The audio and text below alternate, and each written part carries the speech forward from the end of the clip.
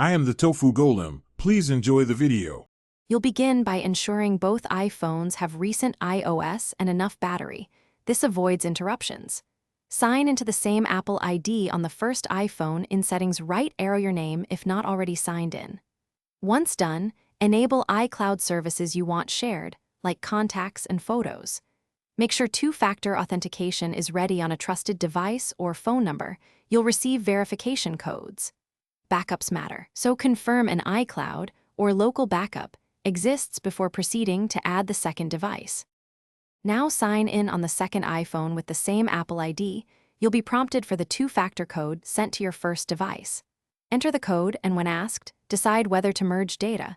Merging syncs contacts, calendars, and Safari across both phones. Next, review iCloud toggles. Enable or disable each service depending on what you want shared.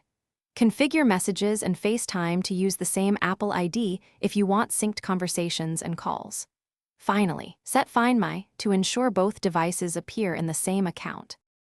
Finish by verifying that shared content appears on both devices.